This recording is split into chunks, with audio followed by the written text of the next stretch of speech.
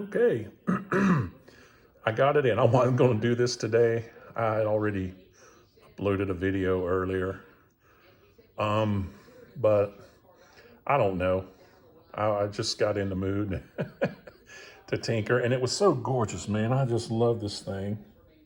Beautiful. I drive a 1977 Scottsdale Chevy, and it's black, all black like this. But yeah, this thing, I got the square body, but I love Chevy trucks. I did the 4-wheel steer, and I'm going to share with you the part numbers of what you need to do it. I'm going to do a demonstration of it going. And in my last video, I was going to show you how tight this thing turns with these Mues axles.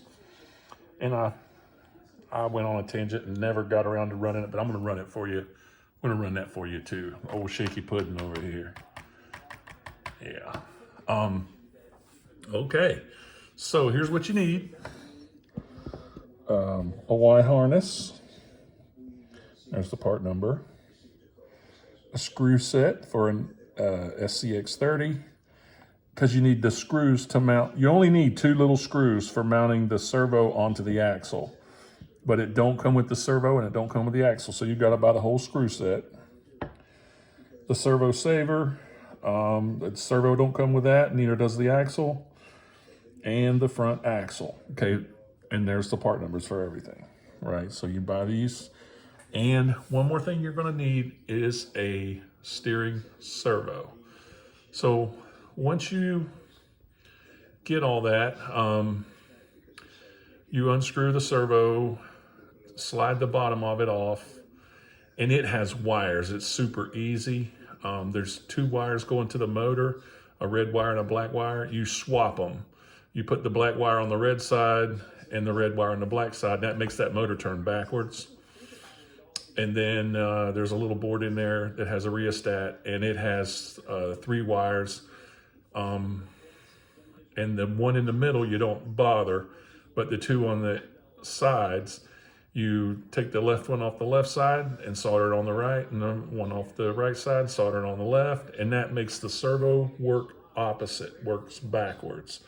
And then when you plug it all into this Y harness, drum roll please. Okay, and this is a 2-channel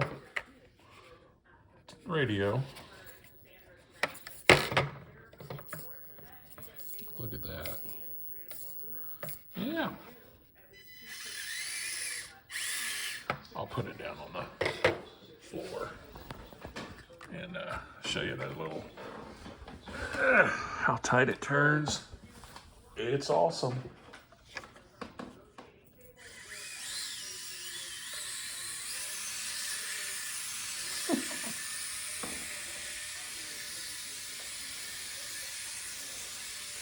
Yeah, people call this little SCX30 the tabletop or desktop scale.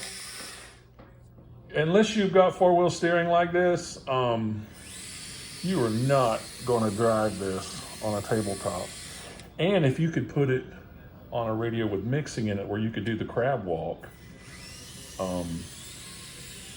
you could even, there's something like on my wife's desk. I don't want to go in there and show you my wife's desk.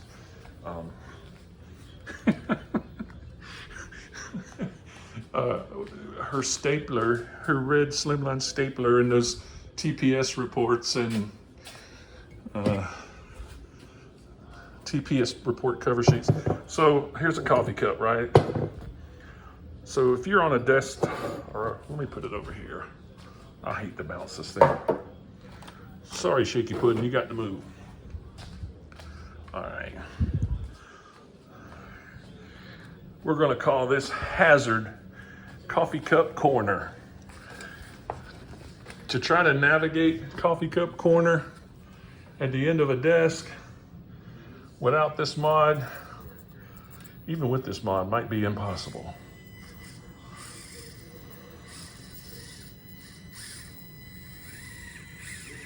Hey, look at that. Oh, I got hung up on the, but yeah, Now it's desktop scale.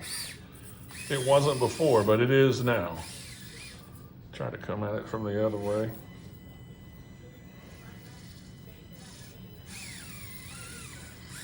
Yeah, it turns tight enough now. So it truly is desktop scale now. If you want to drive this around your desktop on top of your desk, you can. I'm doing this on my phone, sorry. Anyway, let's open it up. I know you want to see inside there. So there it is, the Y harness, and I got servo wire coming from this end up to one of the wire harnesses, and then the one coming from the back plugged in, and I just got them folded up, and I'm using one of these little reusable, I don't know if you know about these, but this is a reusable zip tie. It has a little button and you can release it and then zip tie your stuff over again. And anyway, yeah, I'm just using it on there to hold the wires.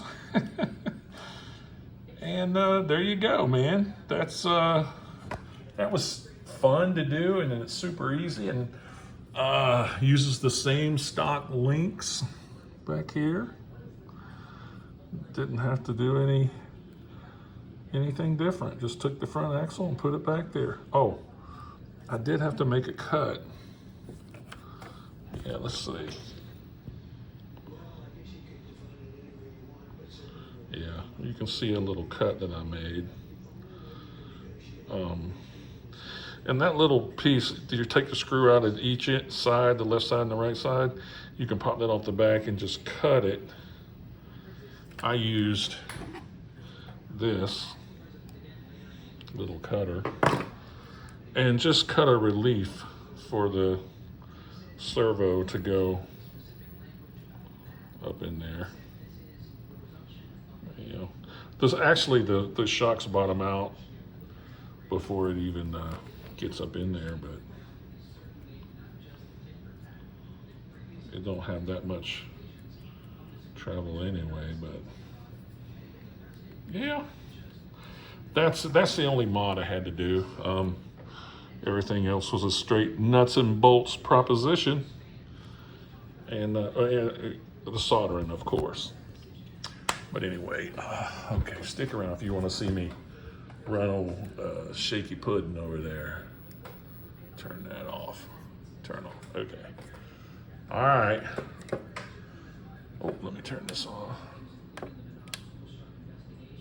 Okay. Yeah, you got to see the turning. Now these are the Mues axles. Don't recommend them with the servo. You can buy the kit. I bought the kit with the servo and the servo mount. I think it would be better just to use the stock servo or that little aftermarket servo that don't use a mount that just bolts straight to the axle. That would be ideal with these. And now they make that one in a high torque one. So that would even, but man, this thing's got built-in weight. Like if you look how stout that hub is right there, it's got built-in weight. Not in the back, but up front where you need it. And I think that's all like heavy stuff. You know, it might be painted brass or something, but it's got some weight on the front end. And these axles have, I don't know if you'll be able to see it. Yeah, you can kind of see. It's a double U-joint type. They call it an isokinetic axle. But wait till you see how this thing turns. Yeah.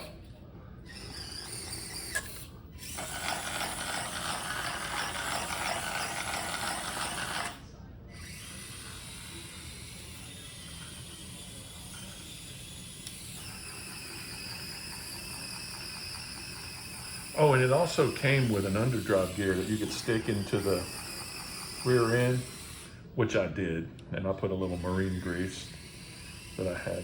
The Mercury, like Mercury outboards, I had a tube of that. Mercury. But man, that steering angle is, look at that. That looks like, man, it's out there. Crazy.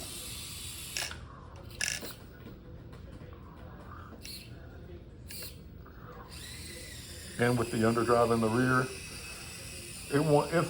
it won't take coffee cup corner, but it'll be pretty impressive. And it scrubs on the body a little bit.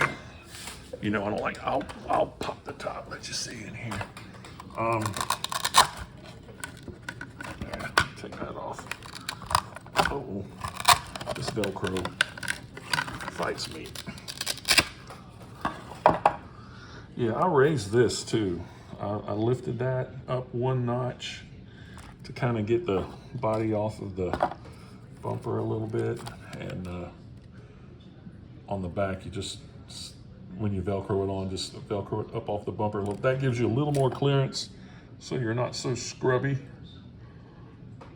And I know people trim these, but I don't like cutting them. I don't like cutting bumpers either. But with this, you can see they're not tightened all the way up. And I tighten them down and then I just back them out. 2 turns each end, or I guess 2 half turns or whatever. Anyway, back them out a little bit and it pushes that whole axle out a little.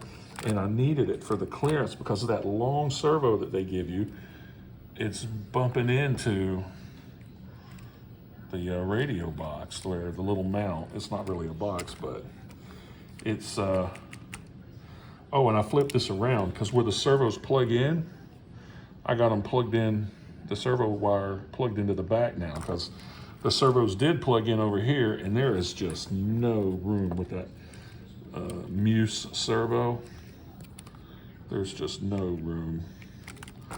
I mean, it's just right up against. Yeah.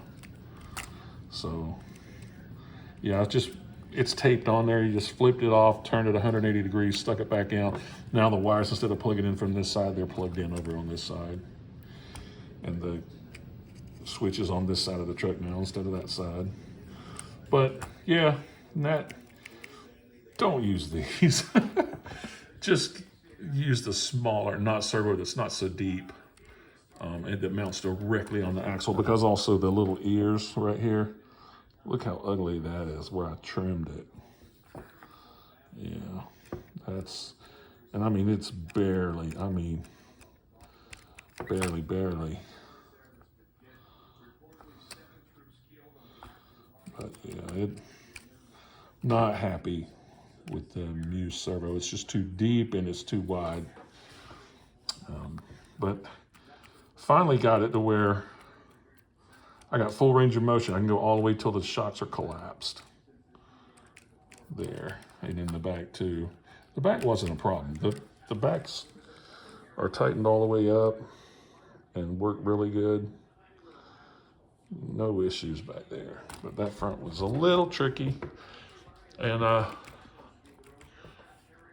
yeah, the Endura links take some of the shaky out of the shaky pudding, which what we liked about it. I even bought a set of Proline, the good ones, shock absorbers to go in here. And she's like, no way, you're gonna take the shaky out of the shaky pudding? I thought you liked shaky pudding. I said, well, it depends on what shaky pudding you're talking about, baby. You know I like the shaky pudding. So anyway, didn't get to use those on the pink truck, but anyway, I love the performance of it. I hate the look. I hate the, get that.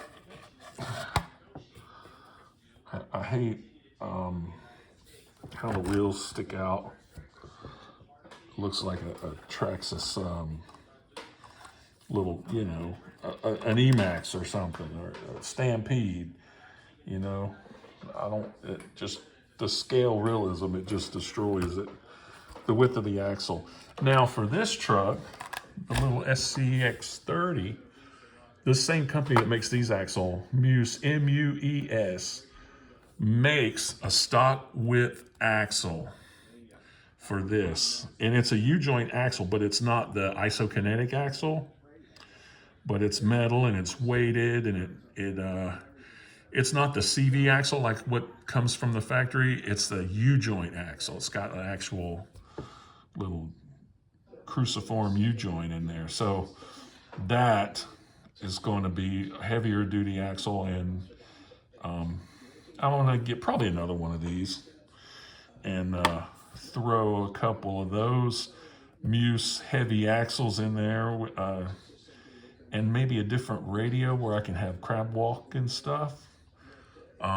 So that I'll probably do away with the 2-in-1 situation right here, and do another radio. Maybe do a brushless one.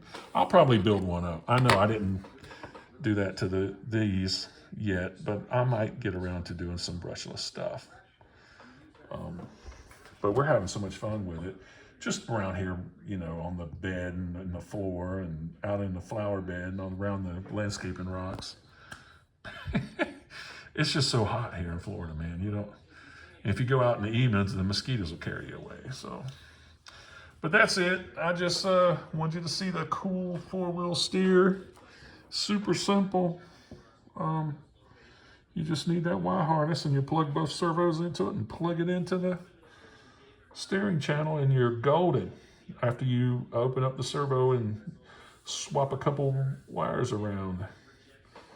But anyway, it can be done, and you can do it with the stock radio. You don't have to go out and spend more than you paid for the little truck for a rugged radio or something. You can do it on a 2-channel. So, all right. Hope that helps somebody.